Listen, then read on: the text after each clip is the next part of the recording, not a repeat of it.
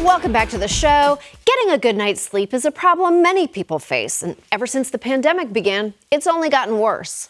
There were more than 2.7 million Google searches for insomnia in the United States during the first 5 months of 2020. There's several different types of insomnia. There's the I can't fall asleep, there's the I can't stay asleep, and then there's the I wake up too early. Now what we're starting to see is insomnia associated with COVID. There's now a new name for it, coronasomnia. Sadly, the only cure for coronasomnia is to have your iPhone surgically removed from your hands.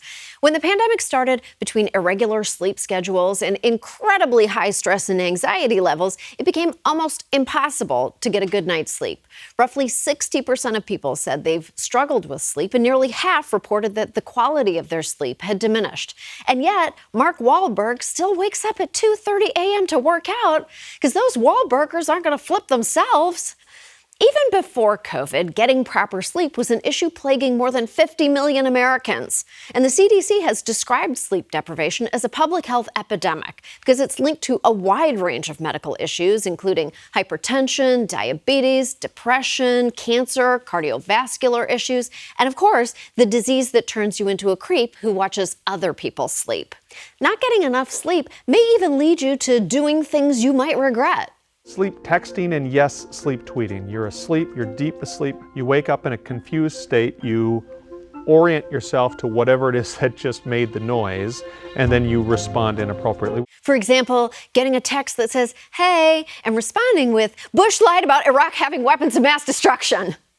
While many in our capitalist society believe sleep deprivation signifies hard work, others have turned sleep into the ultimate status symbol. So then on sleep, I get 8 hours of sleep. I prioritize it. You don't get to the top by marrying someone. A much simpler way is to sleep your way to the top. I'm talking about sleep in the literal sense. Unsurprisingly, catching Z's isn't so simple for people who aren't rich CEOs.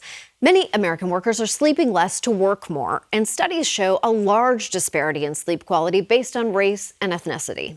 There's a disparity between blacks and white in terms of how much sleep they get. Blacks overall seem to be sleeping about 30 minutes less. There are a lot of black folks that are working 2 jobs. So the ability to actually set a schedule, they don't have that luxury. Getting enough sleep shouldn't be a luxury in one of the richest countries in the world. Now, front row seats at yacht matings, that's a luxury. Worse, people of color are more likely to work during less traditional business hours, which is especially bad since night shift work has been classified as a probable human carcinogen. It's also not helpful that the sleep wellness industry makes promises to fix everything with the weirdest possible shit. Meet the Somnox sleep robot. By hugging the Somnox sleep robot at night, you will feel it breathe. A first-of-its-kind sleep solution designed to simulate the feeling of being hugged or cuddled. It's actually really soothing. The ostrich pillow. There's room for you to put your arms so you can just plunk face down onto your desk.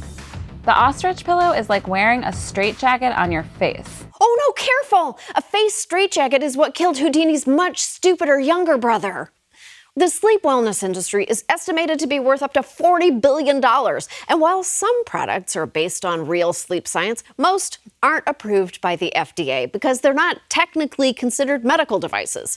Use of over-the-counter supplements like sleep aids and homeopathic remedies are also on the rise. One of the most commonly used is melatonin, which is often called the hormone of darkness. That's incidentally the same thing they call the manager of Hot Topic.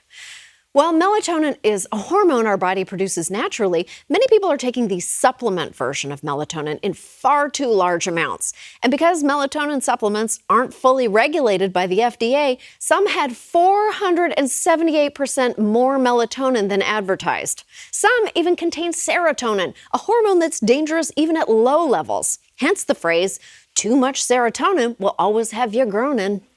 Meditation apps are gaining popularity as well, but the research behind their effectiveness is mixed. One study showed that they could help people sleep, but some doctors still hesitate to recommend them because blue light from digital screens can keep people awake. That's why I permanently set all my screens to flashlight mode.